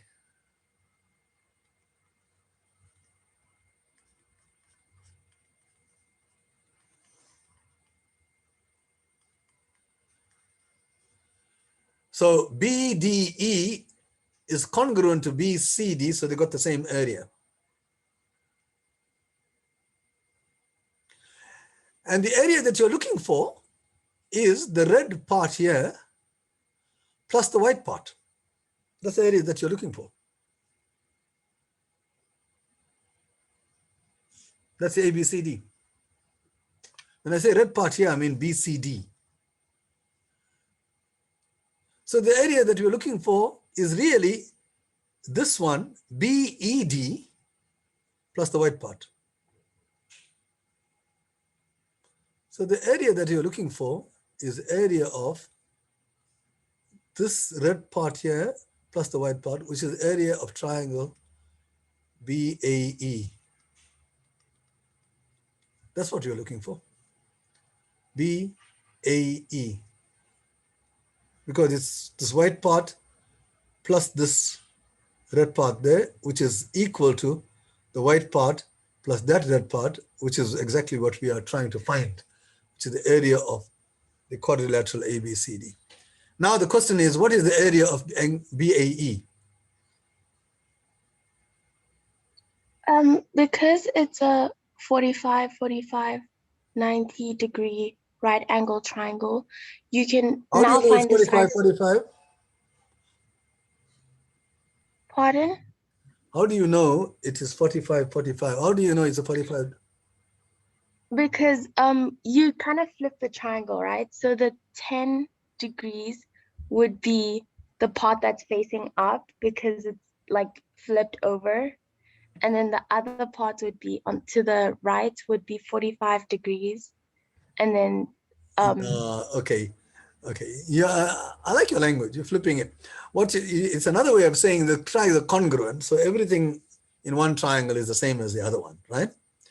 Okay, so if that was 45, then this has to be 45. These triangles are congruent. So these angles will be the same. And as you correctly pointed out, that angle there is 10 degrees. So this angle here is 10. If you want, you can say this is 10 plus 35, which is 45. That's one way of looking at it. Or you can say this angle here is 45. So now this triangle that we are looking at is 45, 45, 90. So what's the area? To find the area, you can find the base, because in a 45 degree triangle, the side to the left and the side to the bottom are both equal to x. That's right. So both are equal, because it's an isosceles triangle now. So if this is 20, the other one will also be 20. So the area will be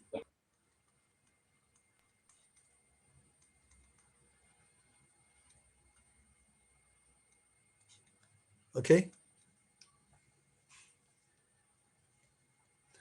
All right, so that was the last problem in this. And Andreas, I'll give you a chance now to say what you wanted to say.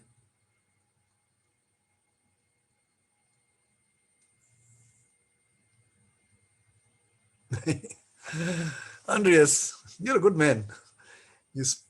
When I ask you to say something, you don't want to say something. And when I ask you not to say something, then you say it.